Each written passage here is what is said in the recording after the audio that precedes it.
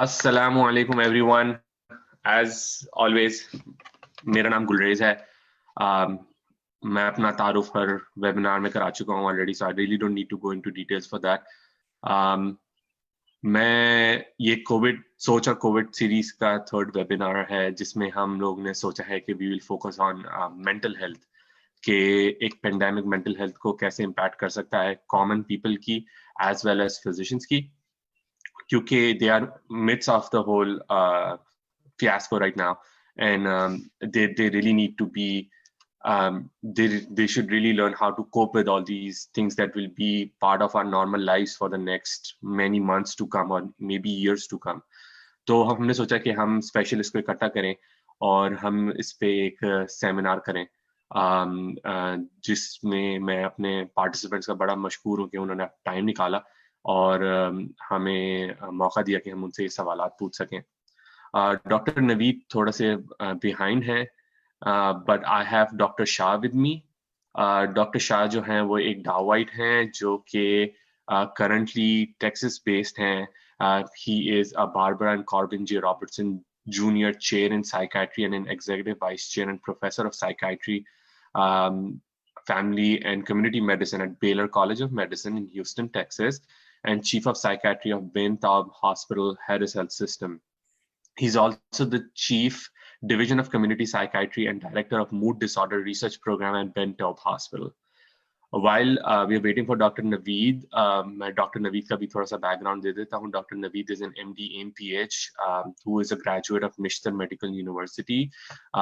He is currently working as Assistant Professor of Psychiatry and Behavioral Sciences at the University of Kansas Medical Center. He's also very active in research and is currently working as Senior Research Fellow at Human Development Research Foundation of Pakistan. He is mentoring a lot of young kids. I follow him regularly. An amazing person to work with. I'm really happy to have Dr. Shah and Dr. Naveed with me. Thank you, Dr. Shah, for joining, and I'll thank Dr. Naveed when it joins us. So, Dr. Shah, without any delays, let's jump to the questions that I've already prepared. Only 2 people reached out to me personally in the chat, so I know those 2 questions that I was already covering.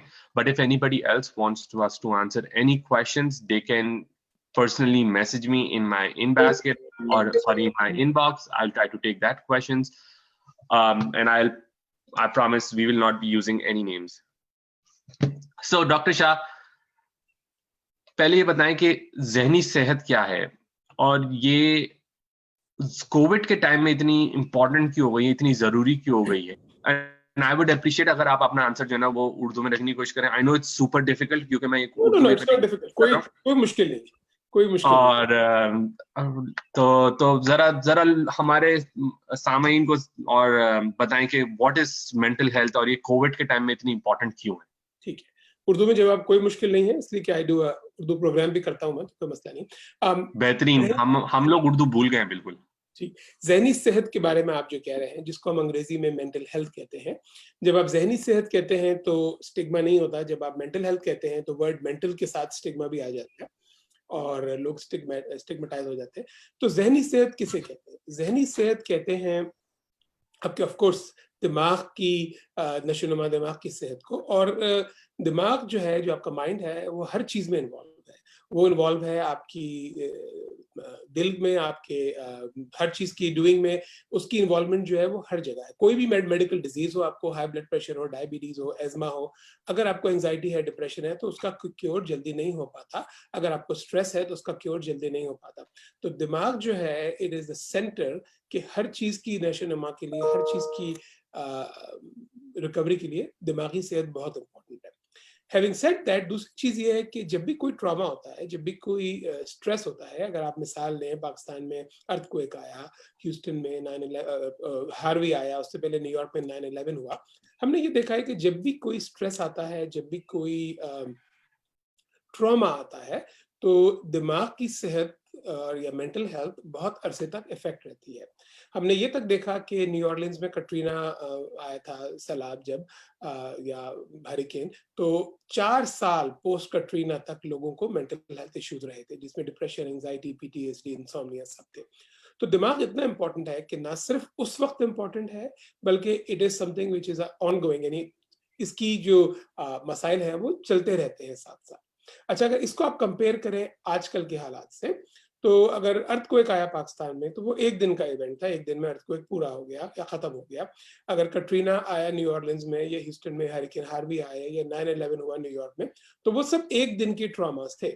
ये जो pandemic है कोविड-19 जिसको आप कहते हैं, ये एक ongoing pandemic है। ये एक दिन का नहीं है, एक महीने का नहीं है, एक हफ्ते का नहीं है, क्या पता 1 साल का हो, क्या पता 1 साल से ज़्यादा हो। तो अब आप सोच लें कि जब एक दिन की ट्रॉमा से 4 साल तक हम ट्रॉमेटिक रहे हैं, चाहे वो कटरीना की सूरत में हो या दूसरी, तो जो ये ऑनगोइंग ट्रॉमा है, जो 1 साल से ज़्यादा जा सकता है, तो इसके असरात दिमागी, मेंटल हेल्थ पे कितनी देर बाद रह सकते हैं। तो ये एक लम्हा फ़िक्र ये है कि ये कितने अरसे रह सकते हैं, तो इस बारे में हमें सोचना है और इस बारे में हमें तवज्जो देनी है। प्रॉब्लम ये है साइकियाट्री में कि हम उस साइकियाट्री के या मेंटल हेल्थ के बारे में सिर्फ जब बात करते हैं जब कोई प्रॉब्लम होती है, जब कोई ट्रॉमा होता है। आम हालात में हम इसको भूल जाते हैं।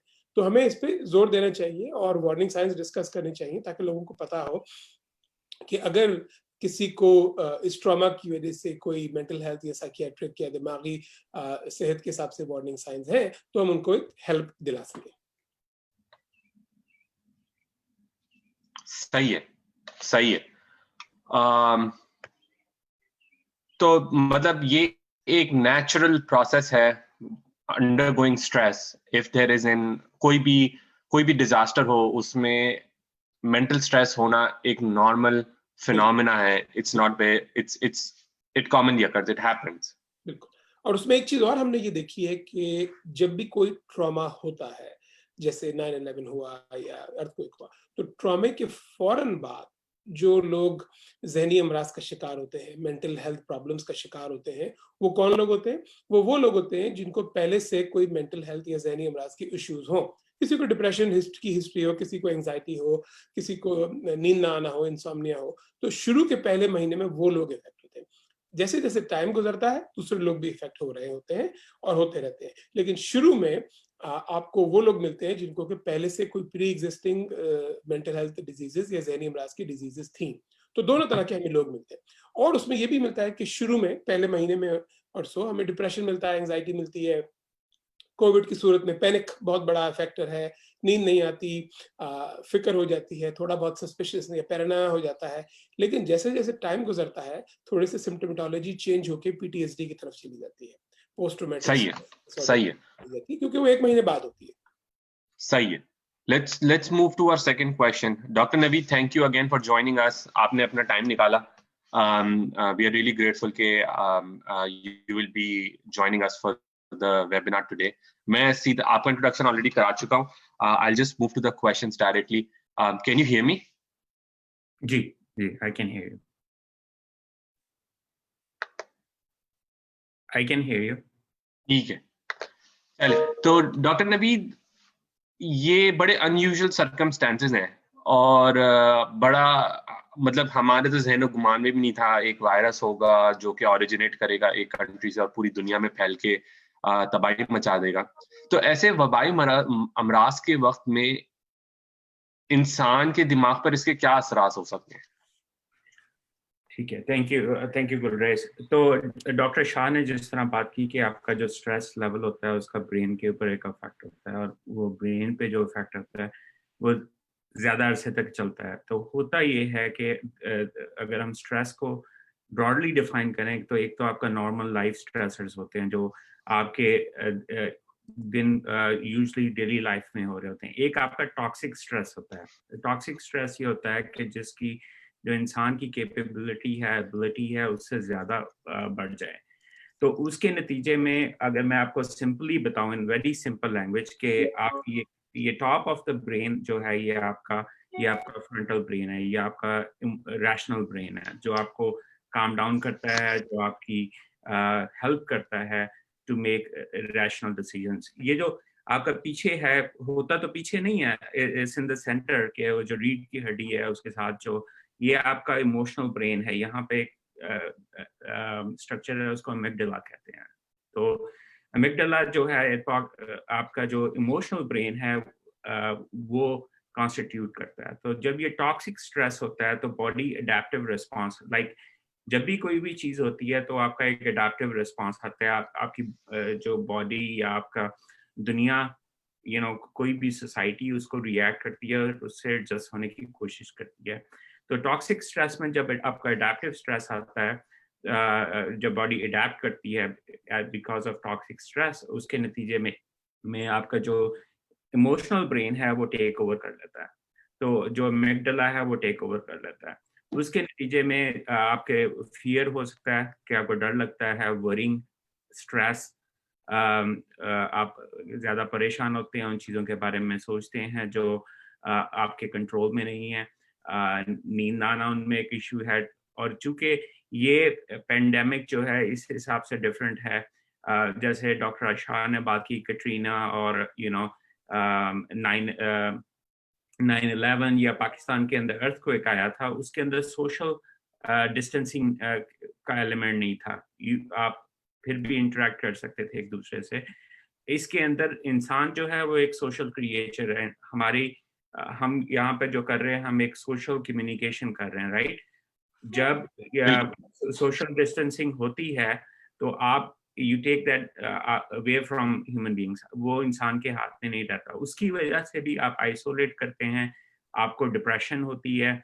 और बच्चों के अंदर जो है वो एंगर इश्यूज हो सकते हैं बिकॉज ऑफ कि उनकी एंजाइटी और वो उनके कंट्रोल से बाहर हो जाती है। तो वो सारी चीज़ें डॉक्टर शाह ने कही वो हो सकती हैं। और ये भी एक इम्पोर्टेंट चीज़ है कि ये एक ऑन गोइंग पेंडेमिक है।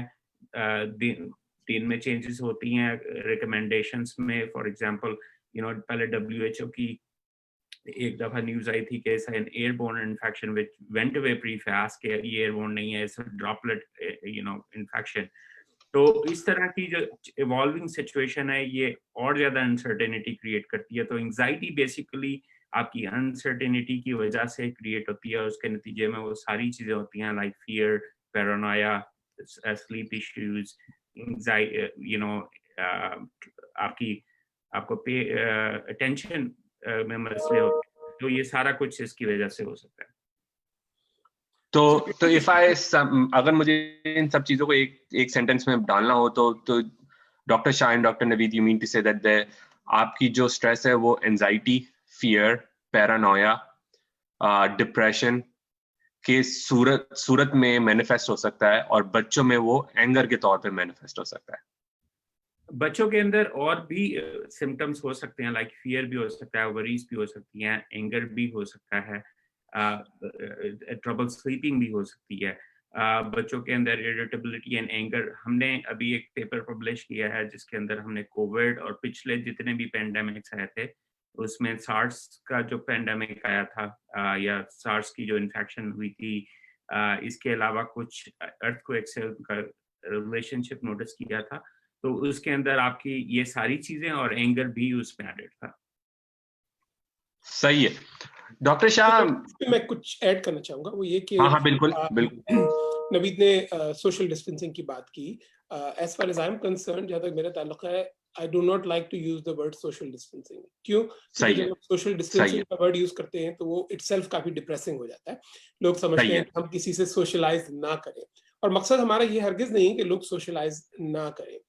मकसद है फिजिकल डिस्टेंसिंग, 6 फीट की डिस्टेंसिंग की जिसके बारे में हम बात करते हैं। फिजिकल डिस्टेंसिंग करें, मास्क पहने।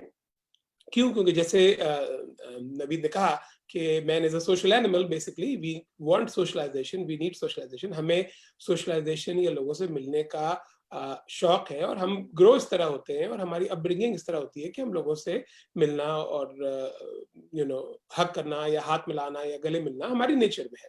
और ये ना करने की वजह से एक और फिनोमेना जो पैदा हो गया है वो ये, जिसको हम कहते हैं अंग्रेजी में टच स्टारवेशन या टच डेप्रिवेशन। तो हुआ यह है कि क्योंकि मार्च, अप्रैल, मई और ये जून 4 महीने हो गए, कुछ लोगों के लिए 3, कुछ के लिए 4, लेकिन 3-4 महीने से हाथ मिलाना तकरीबन बंद है, गले मिलना तकरीबन बंद है। ईद आई, ईद पे लोग गले नहीं मिले, तो उसकी वजह से ये टच स्टारवेशन की, टच डेप्रिवेशन की जो कैफियत पैदा होती है। और टच स्टारवेशन को मैं थोड़ा एक्सप्लेन करता चलूं कि होता यह है कि जब आप किसी से गले मिलते हैं या हाथ मिलाते हैं तो ऑक्सीटोसिन रिलीज होता है। ऑक्सीटोसिन आपको पता है हार्मोन है, और ऑक्सीटोसिन क्या करता है, वो आपके स्ट्रेस को कम करता है, उसके अलावा आपकी इम्यूनिटी को बढ़ाता है। तो टचिंग ना होने की वजह से ऑक्सीटोसिन रिलीज नहीं हो रहा, स्ट्रेस लेवल आपका बढ़ रहा है, और जो है वो इम्यून सिस्टम भी एक लिहाज से थोड़ा बहुत कमजोर हो जाता है। तो अब इस सूरत में हम क्या करें? हमने कह दिया कि भाई फिजिकल डिस्टेंसिंग करनी चाहिए, लेकिन हमें सोशली कम से कम मिलना चाहिए, या मिले तो दूर से मिले। तो उसमें 3-4 चीजें हम कर सकते हैं। स्टडीज, हमने एक पेपर पब्लिश किया था, स्टडीज ये कहती हैं कि अगर आप कम्युनिकेशन वीडियो के थ्रू करते हैं, जैसे अभी हम कर रहे हैं जूम के थ्रू, मैं आपको देख रहा हूँ, आप मुझे देख रहे हैं, तो दैट कैन इफेक्ट 80%। तो जो टच डेप्रिवेशन की कैफियत है वो इस वीडियो फिनोमेना से, चाहे वो फेस टाइम हो, चाहे वो जूम हो, चाहे वो स्काइप हो, जो भी हो, उससे आपको 80% फायदा हो सकता है। तो वाइल हम चाहते हैं कि लोग फिजिकली डिस्टेंस हो, सोशली ना मिले, लेकिन फिजिकल डिस्टेंसेस के साथ हम कोशिश करें कि लोगों से सोशली कनेक्ट रहे, वीडियो चैट मोडेलिटीज के थ्रू, जो भी आप यूज करें। और अगर लोगों से मिले तो फिर खुली हवा में मिले, बैकयार्ड में मिले, डिस्टेंस के साथ मिले। तो ये सब चीजें ध्यान में रखना बहुत जरूरी है। डॉक्टर शाह, आपने बहुत अच्छा पॉइंट रेस किया है कि हमें इसको सोशल डिस्टेंसिंग नहीं कहना चाहिए, हमें इसको फिजिकल डिस्टेंसिंग कहना चाहिए।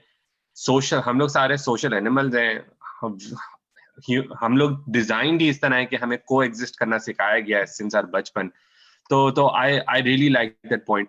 डॉक्टर नवीद, मैं आपसे 2 मिनट चाहूंगा कि आप इनके इफेक्ट इन किड्स, बच्चों में बताएं, क्योंकि ये बड़ा डिफरेंट ईयर है, स्कूल सबके बंद हैं, दोस्तों से मिल नहीं सकते, सोशल इंटरेक्शन जो है वो खानदान वालों के साथ लिमिटेड है। तो थोड़ा सा 2 मिनट लेके स्पेसिफिकली बच्चों के बारे में बताएं कि ये कैसे इम्पैक्ट करेगा, क्या सिम्टम्स आएंगे। अच्छा, इसमें कुछ चीज़ें बच्चों के अंदर डिफरेंट हैं, क्योंकि एक तो ये कि जो बच्चे हैं उनका पूरा जो स्ट्रक्चर है लाइफ का वो ऊपर नीचे हो गया सारा, राइट। और दूसरा, क्योंकि वो हम लोग तो जॉब पे जा रहे हैं, हम अपना काम भी कर रहे हैं जितना हमसे पॉसिबल हो सकता है, बच्चों के पास ये लग्जरी नहीं है। तो वो सारा दिन घर में रहते हैं। मेरे नेफ्यूज हैं, वो सारा दिन गेम्स पे लगे रहते हैं, तो उसके अपने एडवर्स इफेक्ट्स हैं। तो उसमें सिमिलरली जैसे हमने एडल्ट्स की बात की, तो उसमें आपकी ये रिस्क ऑफ सोशल एक्सक्लूजन है, आप आइसोलेट हो जाते हैं बाकी लोगों से। और ये वो एज है जहाँ पर आप बाय सोशल रिलेशनशिप, जैसे डॉक्टर शाह ने भी बात की और आपने भी बात की, कि हमें बचपन से ये चीज़ें सिखाई गई हैं, और ये वो चीज़ें हैं जो हमारी ज़िंदगी का नॉर्मल हिस्सा होना चाहिए। इसी से आप सीखते हैं और इसी से आप as a human being develop करते हैं। इसके अलावा जो वो डेवलपमेंटल प्रोसेस, अब स्टडीज बताएंगी इन फ्यूचर के ये डेवलपमेंट प्रोसेस कितना इफेक्ट होता है because of this ongoing pandemic. इससे पहले कुछ इन्फेक्शन रिलेटेड पैंडेमिक थे जो ज़्यादा से लास्ट नहीं किए, लेकिन इस पैंडेमिक से पता लगेगा कि अगर आप 6 महीने 9 महीने तक आप बच्चों को आइसोलेट रखें तो उसमें क्या फैक्टर्स सोशली उन पे हो सकते हैं। लेकिन आई वुड इमेजिन के बेस्ड ऑन एग्जिस्टिंग नॉलेज, क्योंकि अब बच्चे ग्रो नहीं कर रहे सोशली, तो उसमें उनको डिफिकल्टीज आएंगी। इसके अलावा PTSD उसमें एक मेजर रिस्क फैक्टर है। एक स्टडी जो USA, कनाडा और मैक्सिको में हुई थी सार्स पैंडेमिक के वक्त पे, उस वक्त बच्चों के अंदर PTSD का एक इंक्रीज प्रेवलेंस था। और सर्विस यूटिलाइजेशन सबसे इम्पोर्टेंट चीज़ है। और मैं इस पॉइंट को टच करना चाहता था बिफोर आई लीव टुडे। हमारे मुल्क के अंदर, पाकिस्तान के अंदर एक वाइड बिलीफ है कि हम लोगों को मेंटल हेल्थ इलनेसेस नहीं होती, which is absolutely a myth and a wrong myth. हमने, हमारी टीम ने पाकिस्तान के अंदर बच्चों के अंदर एक मेजर स्टडी की on depression. So depression Pakistan के अंदर बच्चों के अंदर is significantly prevalent compared to other countries. तो एक हम भी वैसे ही लोग हैं जैसे दूसरे ममालिक के अंदर हैं, और मेंटल हेल्थ इलनेसेस का रिस्क हमारे अंदर भी उतना ही है जितना बाकी कंट्रीज के अंदर है। बाकी बच्चों के अंदर एक स्टिग्मा, फियर, वो वाले एलिमेंट होते हैं। तीसरा, I think the most important thing is कि बच्चे जो होते हैं वो बड़े सजेस्टिव होते हैं, तो उसकी बिकॉज ऑफ देयर डेवलपमेंट। और अब आप देखें कि इंफॉर्मेशन वॉरफेयर चल रही है, हर रोज कोई ना कोई न्यूज़ आ रही है, तो बच्चों को फ्री एक्सेस अगर न्यूज़ की होगी तो वो भी उनके अंदर एक एलिमेंट ऑफ एंजाइटी जो है वो इंक्रीज करेगी। ठीक है, ठीक है। तो डॉक्टर शाह, मैं आपकी तरफ आऊंगा क्योंकि अभी हम लोग जो है वो डिप्रेशन और पीटीएसडी का वर्ड बहुत कॉमनली यूज कर रहे होंगे। तो आप जरा इन दोनों बीमारियों के टिपिकल सिम्टम्स बता दें, क्या होते हैं, कैसे एग्जिबिट करते हैं एक नॉर्मल पर्सन। ठीक। अच्छा, इससे पहले कि मैं आपको इसके सिम्टम्स बताऊं, जो नवीद ने बात की, बिल्कुल सही बात की, और उसमें कि हम समझते हैं कि पाकिस्तानियों में या देसियों में ये डिजीजेस नहीं होती हैं, जो बहुत होती है, बल्कि मैं समझता हूँ कि हम में जहनी अमराज ज़्यादा होते हैं यहाँ के लोगों की निस्बत। उसकी वजह यह है कि यहाँ के लोगों में कोई स्टिग्मा नहीं है इस तरह का कि वो साइकियाट्रिस्ट के पास जाएं। डिप्रेशन होता है वो चले जाते हैं, बाइपोलर में शायद कम जाते हों, लेकिन डिप्रेशन है, एंजाइटी है, वो ज़रूर जाते हैं। इवन अगर ड्रग यूज़ है तो वो ज़रूर जाते हैं। हमारे अंदर स्टिग्मा इतना है कि हम समझते हैं कि हम नहीं जा सकते। स्पेशली ड्रग यूज़ तो हम समझते हैं कि पाकिस्तानी कर ही नहीं सकते या देसी कर ही नहीं सकते, जो कि बिल्कुल गलत है। सब कुछ उसी तरह से लोग करते हैं, फिर भी थोड़ा बहुत कम करते हो, लेकिन डिजीजेस उसी तरह मौजूद हैं, उनकी प्रेवलेंस मौजूद है। आपने सिम्टम की बात की, अगर आप डिप्रेशन के सिम्टम के बारे में बात करें तो डिप्रेशन के बेताशा सिम्टम हैं, जिसमें नींद का आना ना आना, भूख का लगना ना लगना, कंसंट्रेशन की प्रॉब्लम, सुसाइडल आइडिएशंस होना, और दिल ना लगना, डिप्रेस होना, रोना। लेकिन जो सबसे इम्पॉर्टेंट सिम्टम है डिप्रेशन का, वो ये है कि आपको किसी भी चीज में इंटरेस्ट निकल जाता है आपका, जिसको कि हम अंग्रेजी में एनहेडोनिया कहते हैं या लैक ऑफ इंटरेस्ट कहते हैं। तो आपका इंटरेस्ट, जो आप इंजॉय करते हैं चीजें, चाहे आप इंजॉय करते हो क्रिकेट खेलने से या टीवी देखने से या मूवी देखने से, तो वो आपका इंटरेस्ट जिन चीजों में आप इंजॉयमेंट कर रहे थे वो निकल जाता है। वो डिप्रेशन का सबसे बड़ा सिम्टम है। और एक और चीज ये कि हमें डिप्रेशन को उदासी से वो करना चाहिए, डिफरेंशिएट। वो कैसे? क्योंकि उदासी तो किसी को भी हो सकती है और वो थोड़ी देर रहती है। मंडे मॉर्निंग आपको काम पे जाना है, आपको दिल नहीं चाह रहा, आप उदास हैं। फ्राइडे को आप खुश हैं क्योंकि आप घर आ गए, तो दैट्स ओके। लेकिन डिप्रेशन जो है वो ये होता है कि ये सिम्टम्स यूजुअली 2 हफ्ते तक रहते हैं, और सिम्टम इतने सिवियर होते हैं, चाहे वो उदासी के हो या इंटरेस्ट लूज करने के हो या रोना हो या डिप्रेस मूड हो, कि उससे आपकी फंक्शनिंग कैपेबिलिटी इम्पेयर हो रही है। यानी अगर आप जॉब कर रहे हैं तो जॉब इम्पेयर हो रही है, पढ़ रहे हैं तो पढ़ाई इम्पेयर हो रही है, घर पे हैं तो घर में ताल्लुकात इम्पेयर हो रहे हैं। तो ये तो हो गया डिप्रेशन। दूसरी चीज आपने कही पीटीएसडी। पीटीएसडी, जिसको हम पोस्ट ट्रॉमेटिक स्ट्रेस डिसऑर्डर कहते हैं, ये एक फिनोमेना है कि जो डेवलप होता है अगर कोई आदमी या तो विटनेस करे लाइफ थ्रेटनिंग ट्रॉमा या फिर लाइफ थ्रेटनिंग ट्रॉमा का हिस्सा हो। वो कौन से एग्जाम्पल हो सकते हैं? जैसे जंग है, वॉर्स में होता है कॉम्बैट ट्रॉमा, या ये कि अगर कोई कार एक्सीडेंट है तो उसमें होता है। अर्थक्वेक था, that was a life threatening trauma. Harvey था, कटरीना था। ये भी है अगर आप आईसीयू में काम कर रहे हैं या आप देख रहे हैं कि अपने आपके अजीज अकारिब की डेथ हो रही है, तो that is a life threatening trauma for Covid also. तो इस किस्म की सारी चीजें जो है वो पीटीएसडी में आती है। पीटीएसडी के सिम्टम ये होते हैं कि आप हाइपर विजिलेंट हो जाते हैं, आप इन चीजों को अवॉइड करने लगते हैं। और आपके हाइपर विजिलेंस की एक एग्जांपल आपको दे दूं कि आजकल ये हालात है कि लोग सस्पिशियस हो गए, पैरानॉइड हो गए, हाइपर विजिलेंट हो गए। उनको जरा सा भी डायरिया हो तो उनको लगने लगता है कि कोविड हो गया है, उनको जरा सी खांसी आए तो उनको लगने लगता है कि कोविड हो गया है, उनको जरा सा हेडेक हो तो उनको लगने लगता है कि कोविड हो गया है। मेरे साथ एक डॉक्टर काम करते हैं इमरजेंसी रूम में, मैं भी इमरजेंसी रूम में काम करता हूँ। वो अब तक माशाल्लाह से 11 दफा कोविड टेस्ट करा चुके हैं, और अल्लाह का शुक्र है हर दफा नेगेटिव आया। इसका ये मतलब नहीं है कि उनको कोविड नहीं हो सकता, उनको हो सकता है, लेकिन कहने से मुराद है कि उनको ये हाइपर विजिलेंस, उनको ये फिक्र इतनी होती है, विच इज राइटफुली, क्योंकि अगर आप ईआर में काम कर रहे हैं and if you are expose to patients जो कि कोविड पॉजिटिव है, तो आपका चांस ज्यादा है। जितनी भी आप प्रिकॉशन लें तो वो फिक्र कहीं नहीं जाती, वो फिक्र रहती है। तो ये सब चीजें होती हैं और आप सही है। अवॉइड करने। तो डॉक्टर शाह, आपने बहुत अच्छी तरह इसको एक्सप्लेन किया कि जो पैरानोया का इफेक्ट है, एंजाइटी है, स्ट्रेस है, वो कैसे डेवलप होता है जस्ट बिकॉज ये हर जगह है और हर चीज को कवर कर रही है। सोशल मीडिया आप जाएं, टीवी आप जाएं, आप घरों की डिस्कशन देखें। अब तो वो भी कह रहे हैं जो पीआईए का क्रैश हुआ उससे पहले जो पायलट्स डिस्कस कर रहे थे वो भी कोविड-19 की फैमिली डिस्कस कर रहे हैं। तो ये कि जरा कोई टेक्निक्स बताएं कि इन मुश्किल हालात में बंदा अपनी दिमागी बहबूद कैसे कायम रखे, मतलब क्या ऐसी चीजें वो कर सकते हैं टू मेंटेन देयर सैनिटी? इसमें बहुत सारी चीजें कर सकते हैं। आपने पहले मीडिया की बात की, तो सबसे पहले तो अगर आपको अपनी सैनिटी रखनी है तो कोशिश करें कि न्यूज मीडिया अवॉइड करें। न्यूज मीडिया से क्या मुराद है? न्यूज मीडिया से मुराद है जैसे आप न्यूज देखते हैं। प्रॉब्लम ये हो गई है न्यूज में आजकल कि आजकल जो न्यूज मीडिया है वो न्यूज नहीं देता, वो ओपिनियन देता है। अगर आप अमेरिका में देखें, फॉक्स देखें, उनका अलग ओपिनियन है, CNN देखें, उनका अलग ओपिनियन है, MSNBC का अलग ओपिनियन है, पाकिस्तान में देखें जियो का अलग ओपिनियन है, एयरवाई का अलग ओपिनियन है।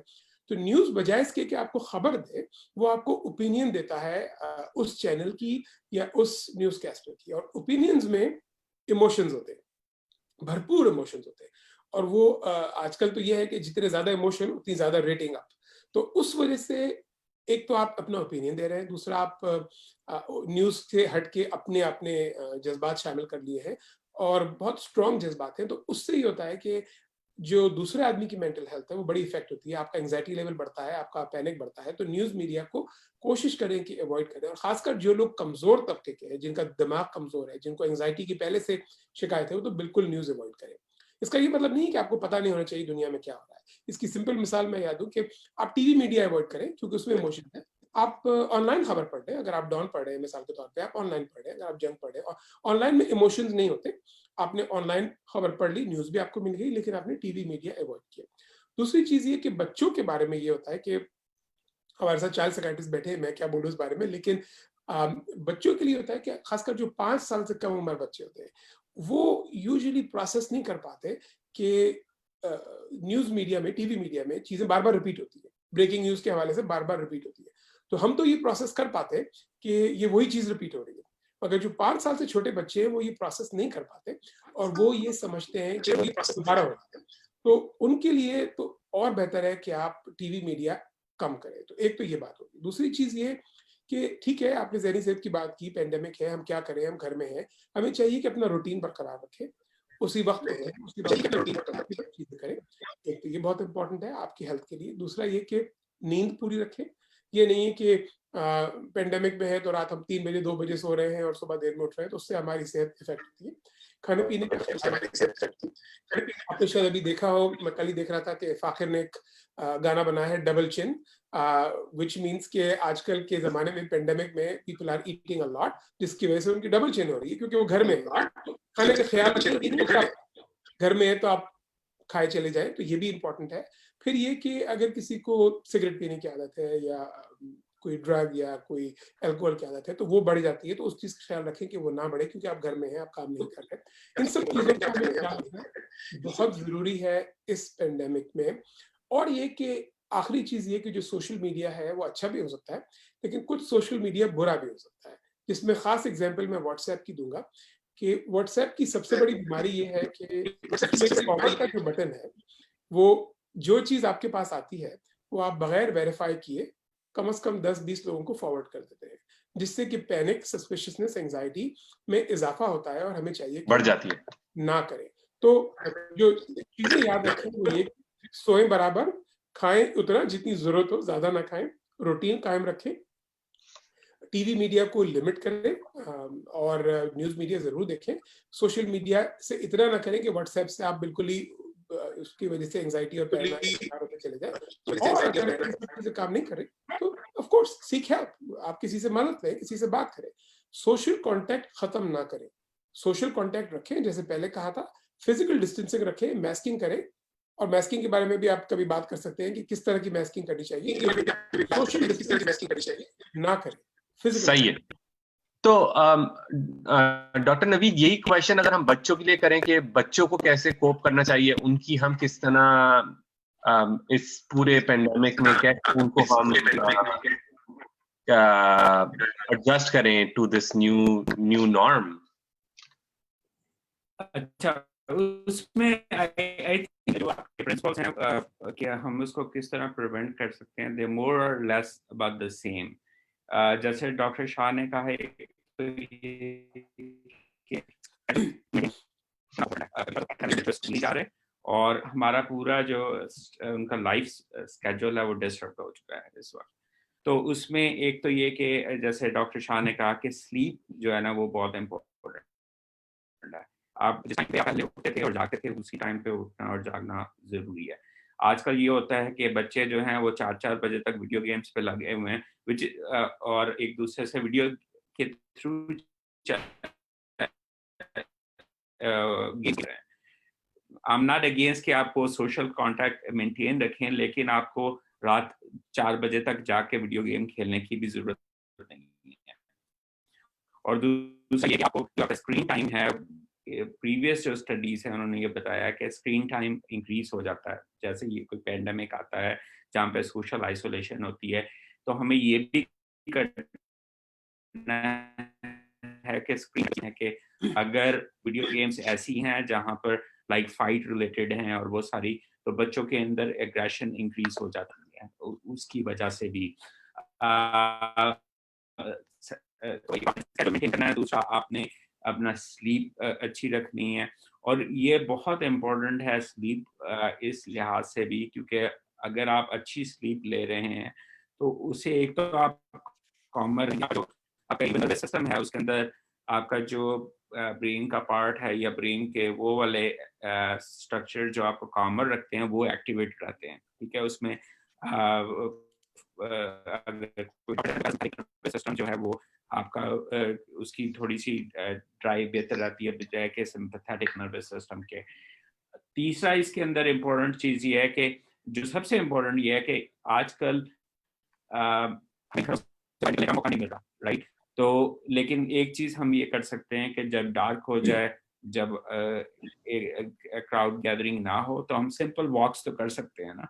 वो उसके थ्रू कोई एक्सरसाइज भी है और एक्सरसाइज में आपके एंडोर्फिन्स रिलीज होते हैं जो कि आपको सेंस ऑफ वेलबीइंग क्रिएट करते हैं। सो ये तो सिंपल आपकी चीजें हैं, उसमें आप बच्चों को भी वॉक पे लेके जा सकते हैं। अगर आप जॉब पे नहीं जा रहे, जितना आपके पास टाइम है, बहुत इम्पोर्टेंट है कि आप आपस में टाइम स्पेंड करें बजाय कि जो टाइम आप स्क्रीन पे स्पेंड कर रहे हैं या न्यूज देखने में स्पेंड कर रहे हैं और वही फ्लैश हो रही है न्यूज अगेन एंड अगेन। आप जो गेम्स के लिए लूडो पाकिस्तान में काफी कॉमन है, राइट। सो आप इस तरह की छोटे छोटी चीजें एक दूसरे के साथ प्लान कर सकते हैं। अब तो लूडो की एक ऐप भी है। सो जब अर्ली ऑन पैंडेमिक आया था तो आई रिमेम्बर कि मेरी वाइफ के साथ ऑनलाइन लूडो खेल रही थी। एक साइड से उन्होंने चैट ऑन कर लिया ऑडियो और दूसरी साइड से वो अपनी गेम खेल रही है। सो ये social physical distancing is not social distancing.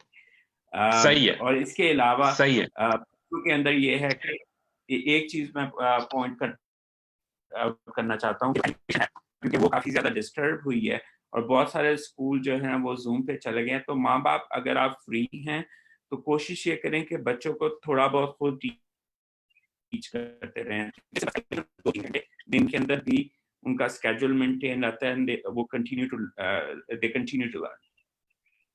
नहीं, ये बहुत अच्छा पॉइंट है क्योंकि हमने लाइफ को जो है वो जो पेंडेमिक की लाइफ है उसको एक नॉर्मल लाइफ ले लिया है और रातों को देर से सोना, सुबह देर से उठना। और मैं तो हद तक ये तक वीडियोस देखी हैं जूम पे वो बच्चे जो अपने टीचर्स का मजाक उड़ा रहे हैं और उसकी वीडियोस बना बना के शेयर कर रहे हैं जैसे वो बहुत अच्छी चीज कर रहे हैं।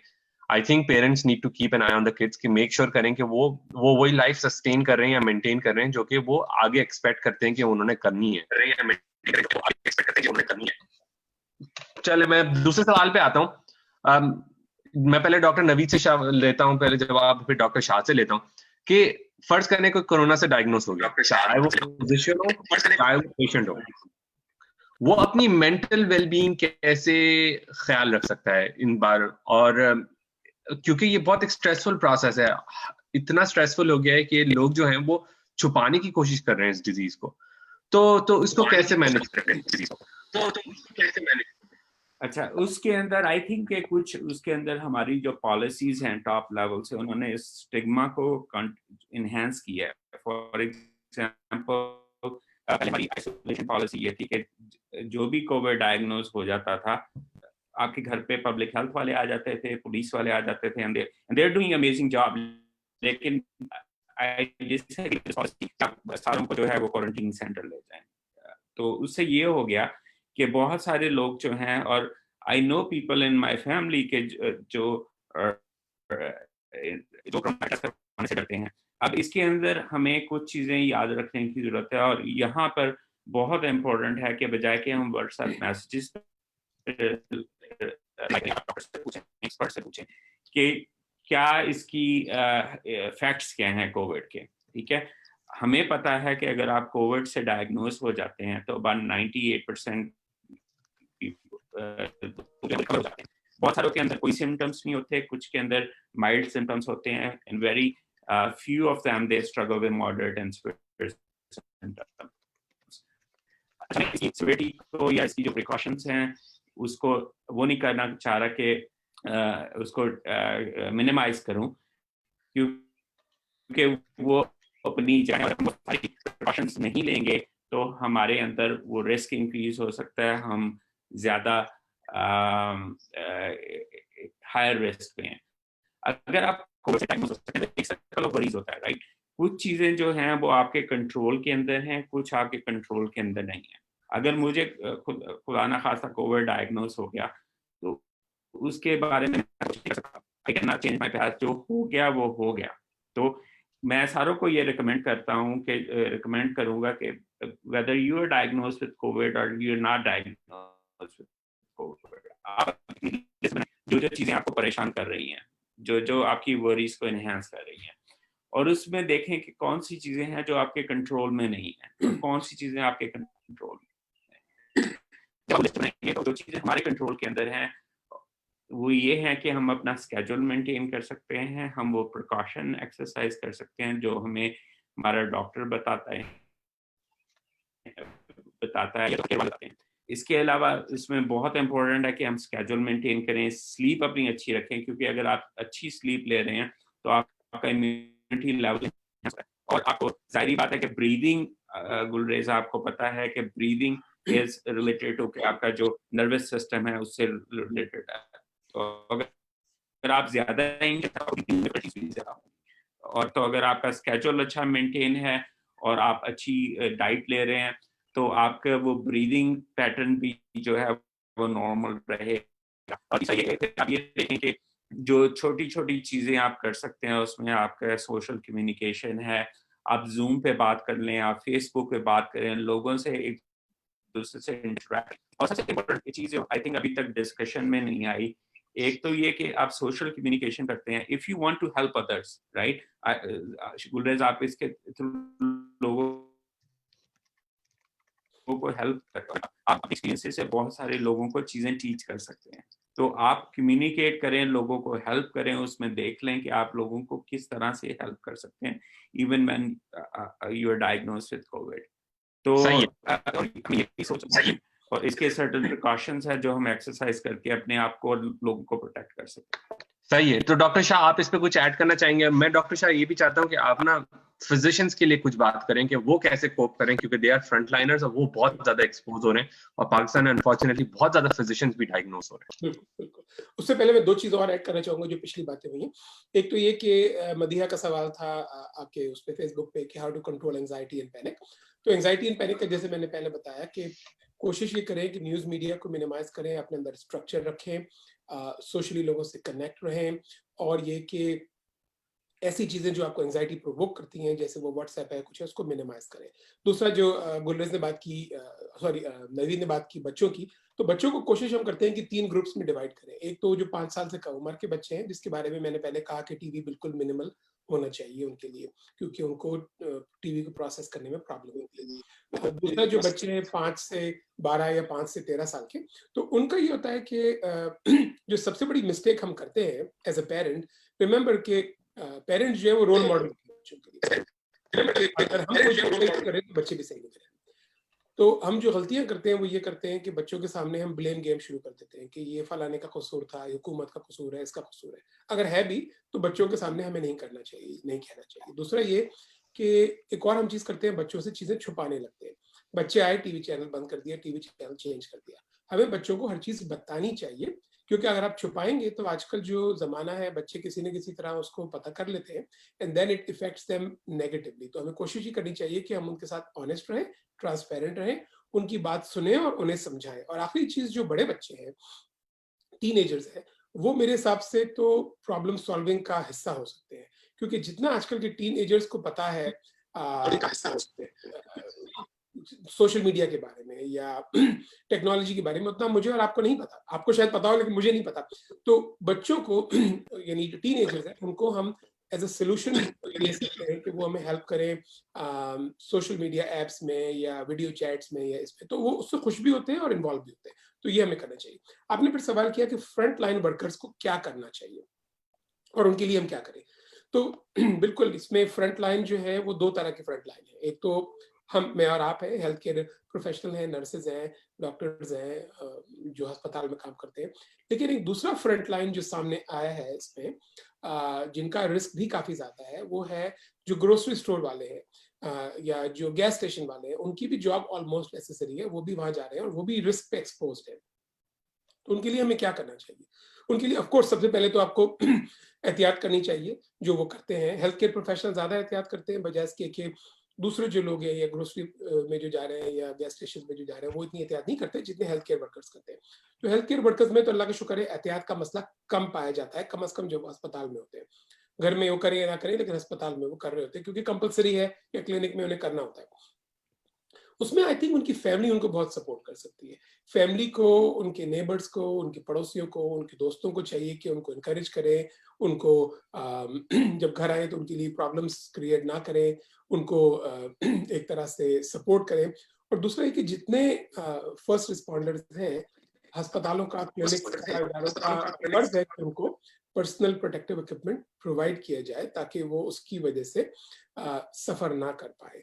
और आखिरी ये कि जब वो घर आए, अब हमें रिसर्च से पता चला है कि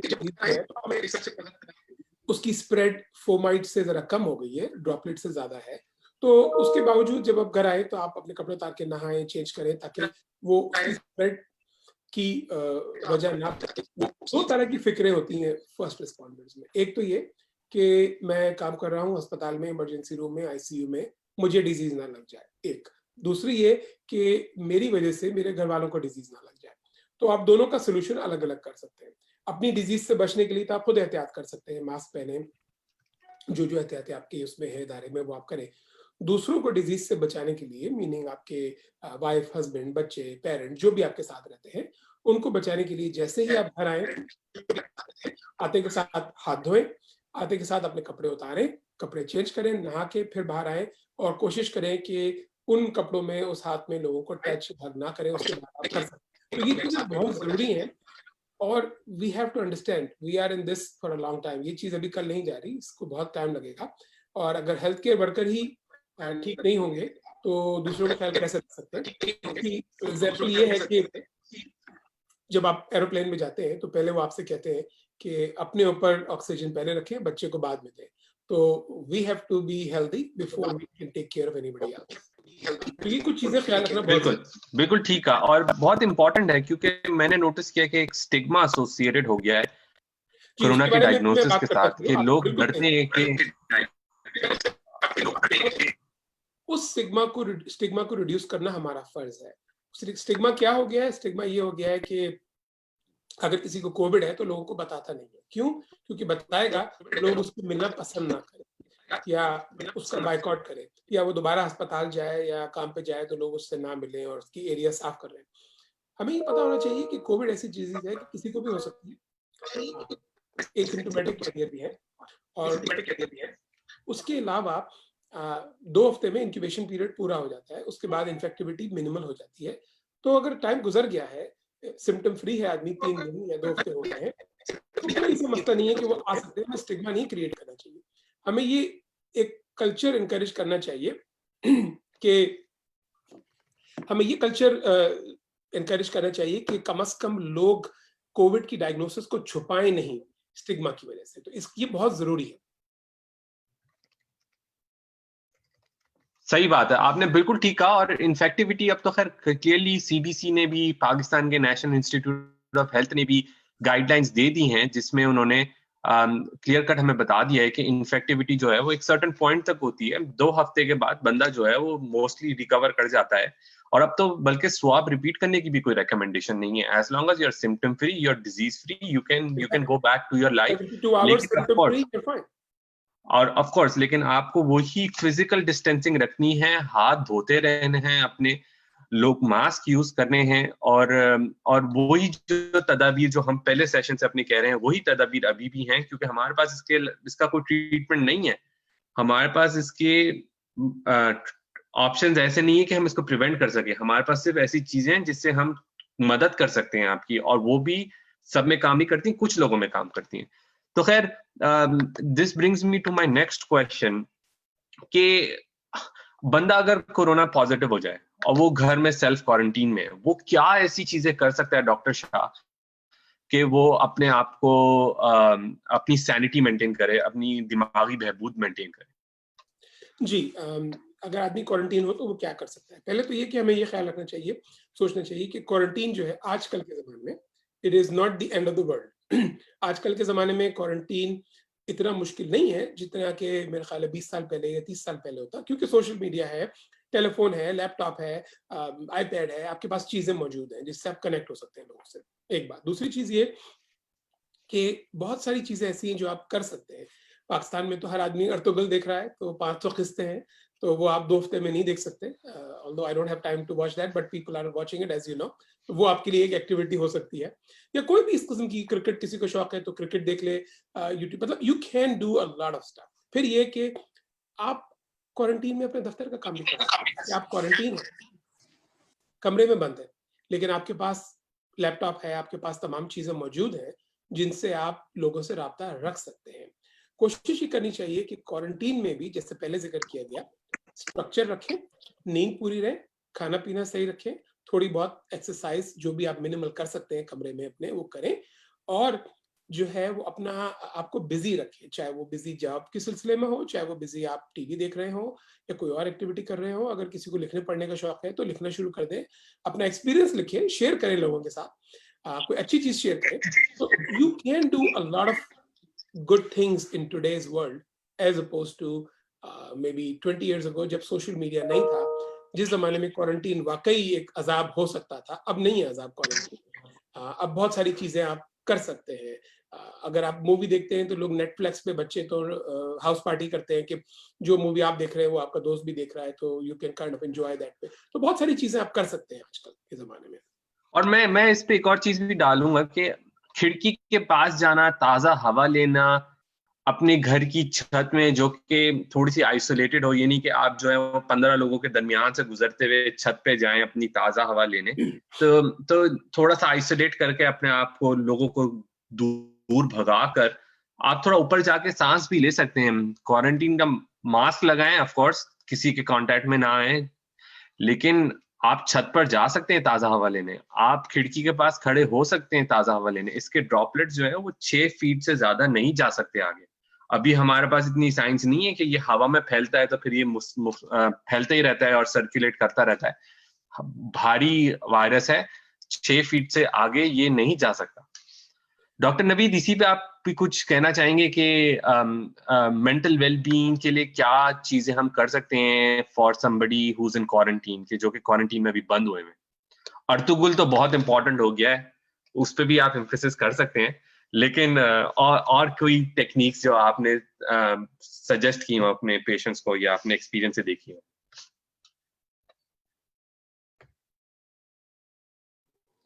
आई एग्री कि एक तो आपको ये देखना है कि आपको कौन सी चीजें रिलीफ प्रोवाइड करती हैं, आपके लिए सोर्स ऑफ इंटरेस्ट क्या है। बास लोगों के लिए रिलीजन सोर्स ऑफ इंटरेस्ट है, बास लोग म्यूजिक पसंद करते हैं, बास लोग जो हैं वो, फॉर एग्जांपल मैं बहुत सारी क्रिकेट वीडियोस देख रहा हूँ, राशिद लतीफ और डॉक्टर नुमान नियाज का एक चैनल, वो वीडियोस देखते हैं, वो पुराने क्रिकेटर्स को ढूंढ के वो देखते हैं। तो मैं तो बहुत सारी वो देखता हूँ, कपिल शर्मा शो लग रहा है, मैं वो देखता हूँ काफी ज्यादा। तो एक तो ये कि आप ये देखें कि आपका इंटरेस्ट क्या है, ठीक है, उस इंटरेस्ट में आप वो चीजें करने की कोशिश करें और अपने डे को थोड़ा सा स्केड्यूल मेंटेन करके करें। दूसरा ये कि जैसे डॉक्टर शाह ने कहा कि आप अभी भी बहुत सारा काम कर सकते हैं, यू नो मुझे कोविड डायग्नोस तो नहीं हुआ, लेकिन अर्ली ऑन जब कोई काम करने को नहीं होता तो मैंने I did lot of reading और काफी ज्यादा उस वक्त उसमें बिजी रहा। तो आपको ये चीजें देखनी है कि आपका इंटरेस्ट क्या है, आप कौन सी चीजें करके अपना दिन बिजी रख सकते हैं। और इसके अलावा स्लीप, आपको अगर वॉक कर सकते हैं, अगर आपके पास वो अवेलेबिलिटी है तो आप लाजमी जो है वॉक करें। अगर वो भी नहीं है तो रूम के अंदर जो है हल्की फुल्की एक्सरसाइज आप कर सकते हैं। इसमें बेसिकली यू नो आपका पर्पस ये है कि जो आपका लाइफ पैटर्न है या जो आपका लाइफ स्टाइल है, लाइफ स्केड्यूल, वो डिस्टर्ब ना हो, वो ऊपर नीचे ना हो जाए। और हमें इसमें बहुत इम्पोर्टेंट है, हम इस चीज में काफी ज्यादा एम्फेसाइज करते हैं कि अच्छा अगर मुझे हो गया, अगर वो हो जाएगा, इसके बाद वो हो जाएगा, वो हो जाएगा। और हम सारे ही बिकॉज एक आपका फियर और फ्लाइट का रिस्पॉन्स है उसके अंदर करते हैं। तो आई थिंक आपको एक तो ये करना है कि आपको सेपरेट करना है कि चीजें जो आप कंट्रोल कर सकते हैं, चीजें आप कंट्रोल नहीं कर सकते। लेट्स से कि अगर चीजें कुछ ऐसी हो जाएं कि आपकी वरी स्टॉप ही नहीं कर रही, तो फिर एक मेडिटेशन जो है वो आप खुद से कर सकते हैं, जिसमें हम कहते हैं कि stay in the moment, right. तो उसमें ये है कि आप अपनी आंखें बंद कर लें और अपनी जो सांस है उसको नोटिस करें और deep breaths in and out करें और उस पे नोटिस करें अपने आपके गिर्द जो साउंड्स हो रही हैं आप उस पे फोकस करना कर रहे हैं। स्मेल आपके एनवायरनमेंट में है, आप उसको नोटिस करना शुरू कर दें। तो इससे ये होता है, एक तो माइंड रिलैक्स होता है, आपका थोड़ा सा फोकस जो है वो प्रेजेंट पे आ जाता है कंपेयर टू आप ज्यादा फोकस करें फ्यूचर के ऊपर।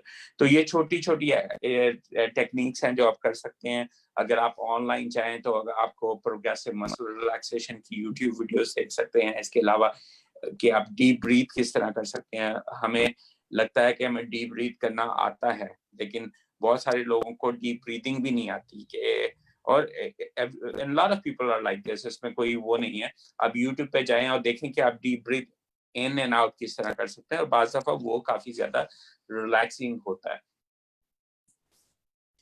इस पे तो फोन एप्लीकेशन भी एक काम के नाम से आती है। I am not endorsing any product, लेकिन वो मैंने उसके सजेशंस देखे थे और बहुत सारे नाम की एप्लीकेशंस आती हैं विच कैन काइंड ऑफ वो वॉइस जनरेट करती हैं और एक सूदिंग वीडियो जनरेट करती हैं जो कि आप यूटिलाइज कर सकते हैं।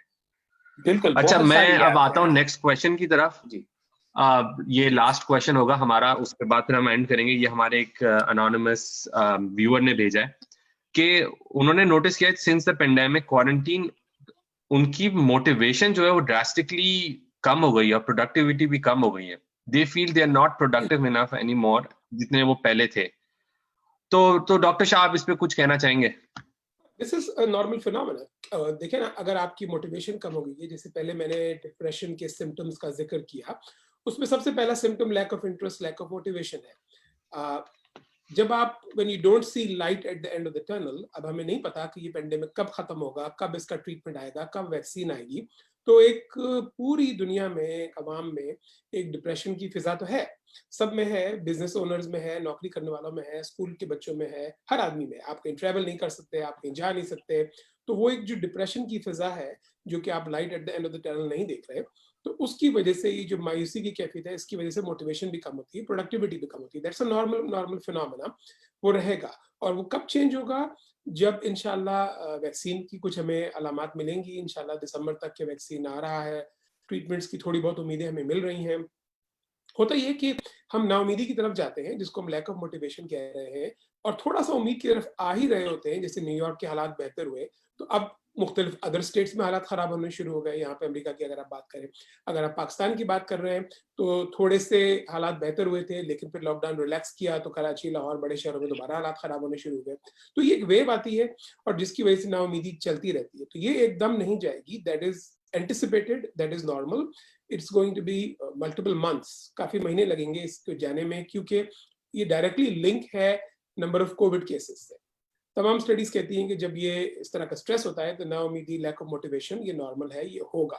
तो दिस इज नॉर्मल। तो उसके लिए तो हमें परेशान होने की जरूरत नहीं है। हाँ, हमारा फर्ज ये है कि अगर किसी आदमी की नाउमीदी या मायूसी या इस हद तक बढ़ रही है कि डिप्रेशन हो रहा है, क्योंकि यहाँ पे फिजिशियन सुसाइड्स भी हमने देखी हैं और बहुत लोगों का स्ट्रेस भी देखा है फाइनेंशियल लॉस की वजह से, उसकी वजह से। तो उनको हम हेल्प जरूर दिलाएं, इग्नोर ना करें इसको, लेकिन ये सही है। तो doctor Shah, when to seek medical help, कब हमें करना है? लेकिन मेरे पास टाइम की कैद है, तो जरा शॉर्ट रखिएगा, फिर मैं डॉक्टर नवीद से भी फाइनल वर्ड्स ले। When to seek medical help, मैं मुख्तसर ये बताऊं कि डिप्रेशन थोड़ा बहुत तो नॉर्मल है, लेकिन अगर आपका डिप्रेशन इस हद तक हो जाता है कि आप काम नहीं कर सकते, आप दफ्तर नहीं जा सकते, आप स्कूल में हैं तो पढ़ नहीं सकते, घर में हैं तो आप बिल्कुल आइसोलेटेड है, कमरे में बंद है, बाहर नहीं निकल रहे। हमने बच्चों में वार्निंग साइंस की बात नहीं की थी, लेकिन बच्चे एक और ग्रुप है जिसको हमें वॉच करना चाहिए। वो ये कि बच्चों की खास चीजें हैं कि अगर बच्चे आइसोलेटेड हो, घर में कमरे में बंद हो, बाहर ना निकल रहे हो, इवन वीडियो गेम से सोशलाइज ना कर रहे हो, तो ये सब वार्निंग साइंस हैं।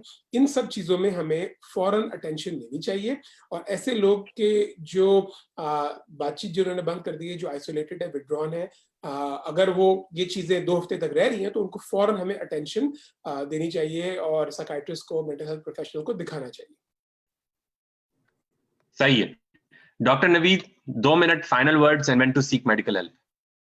जी बिल्कुल। आई थिंक मैं इसमें जल्दी से एक चीज ऐड करूंगा कि हमारा ये कॉमन बिलीव है कि जब हम डिप्रेस हो जाते हैं वी स्टॉप डूइंग थिंग्स, और हम ये उम्मीद करते हैं कि जब हमारा मूड बेहतर हो जाएगा then we will start doing things.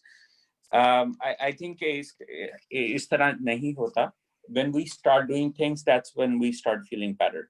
तो अगर सारे लोगों को जिन्होंने ये क्वेश्चन पूछा है, बिहेवियरल एक्टिवेशन वर्कशीट अवेलेबल है गूगल पे, आप उनको सर्च करें, उनमें से देखें कौन सी चीजें आप कर सकते हैं, और इसको प्रिस्क्रिप्शन के तौर पर लें कि आपको ये चीजें लाजमी ही करनी है, no matter how much fatigued और decrease motivation you have. I think इसमें डिपेंड करता है कि आपकी फंक्शनिंग कितनी ज्यादा अफेक्ट हो रही है। अगर नॉर्मल सैडनेस और एंजाइटी इज एक्सपेक्टेड, बट लेकिन अगर आपकी फंक्शनिंग को इम्पैक्ट कर रही है, या इट्स सो सिग्निफिकेंट सैडनेस के डिप्रेशन कि आपको उसकी वजह से सुसाइडल थॉट्स हो रही हैं, तो उस वक्त I will definitely seek mental help. सही है। चलें, thank you so much for your time doctor Naveed and doctor Shah. I will we are really short of time right now, पर अगर मेरे पास ज्यादा questions आए तो मैं probably आप लोगों को फिर तंग करूंगा for another session, लेकिन final words में सब यही हैं कि अपना ख्याल रखें, अपनी लाइफ साइकिल को इसी तरह मेंटेन करें जैसे वो पेंडेमिक से पहले थी। बच्चों का ख्याल रखें, पेरेंट्स को एक्टिव रोल प्ले करना होगा, स्कूल के ऊपर वो सब नहीं छोड़ सकते। अब फिजिशियंस को चाहिए, फिजिशियंस की फैमिलीज को चाहिए कि उनको एक हीलिंग एनवायरनमेंट दें, क्योंकि वो ऑलरेडी एक स्ट्रेसफुल एनवायरनमेंट में हैं, तो उनका खास ख्याल रखें जब वो घर आते हैं। ना सिर्फ फिजिशियंस बल्कि people who are affiliated with hospitals, janitors हैं, नर्सेज हैं, स्टाफ है, anybody who is affiliated with hospital, अभी बहुत ज्यादा स्ट्रेस है, तो उनकी फैमिली को एक इंपॉर्टेंट रोल प्ले करना होगा। और एक फिजिशियंस के अंदर और एसोसिएट स्टाफ के अंदर भी स्ट्रेस है कि वो डिजीज को घर ना ले आए, तो आप पीपीई मेंटेन करें, इंशाल्लाह नहीं होगा। होता है किसी को क्वारंटीन में जाना पड़ता है, तो do what you were doing, try to watch Netflix, listen to music, Quran पढ़ें अगर आप कुरान की तरफ माइल हैं, ताज़ा हवा लेने की कोशिश करें। जरूरी नहीं है कि आपको अपने खिड़की दरवाजे बंद करके रखने हैं, ड्रॉपलेट्स जो है वो 6 फीट से आगे नहीं बढ़ते। क्वारंटीन में है तो अपनी सर्फेसेस आसपास साफ करते रहें, खिड़की के पास जाएं, छत पे जा सकते हैं तो छत पे जाएं, हवा लें, अपना दिमागी तौर पे ख्याल रखें, क्योंकि ये बहुत स्ट्रेसफुल टाइम होने वाला है। बाकी अभी कुछ अच्छी न्यूज़ें आ रही हैं कि नंबर्स पाकिस्तान में नीचे जा रहे हैं, लेकिन हमें नहीं पता वेव्स जो हैं ये आती रहेंगी डिजीज की, तो हम लोग फिजिकल डिस्टेंसिंग, मास्किंग और हाथ धोना और सरफेस क्लीनिंग और अपनी जनरल वेलबींग हाइजीन का बिल्कुल भी कोई सोच भी नहीं सकते कि हम खत्म कर सकते हैं, तो उस पे फोकस रहना चाहिए, उसी पे एम्फेसिस करना चाहिए। शॉपिंग अभी जरूरी नहीं है, शॉपिंग 6 महीने बाद भी की जा सकती है, लेकिन डिजीज फैला, हाथ से बाहर हुआ, तो हमारा सिस्टम केपेबल नहीं है इन सब चीजों को हैंडल करने के लिए। हमारे हॉस्पिटल्स ऑलरेडी स्ट्रेस्ड आउट हैं, मैक्सड आउट हैं, स्पेसेस नहीं मिल रही, आईसीयू बेड्स नहीं मिल रहे। अपना ख्याल रखें, फिजिकल डिस्टेंसिंग करते रहें। Thank you. फेसबुक के थ्रू बात करें, व्हाट्सएप के थ्रू बात करें, ये मीडियम्स यूज करें, लूडो खेलें, बहुत अच्छी चीज है। व्हाट्सएप की कॉन्वर्सेशन स्टार्ट पे साइट पे चलते रहें और व्हाट्सएप लूडो खेलते रहें, लेकिन find means to stay in touch with people. और लेकिन जैसे डॉक्टर शाह ने कहा, सोशल फिजिकल डिस्टेंस रखें। चलें, thank you so much, it was a pleasure talking to you guys. इंशाल्लाह फिर आप लोगों को दोबारा तंग करूंगा फिर needed in future. Thank you, अल्लाह हाफिज़। अल्लाह हाफिज़।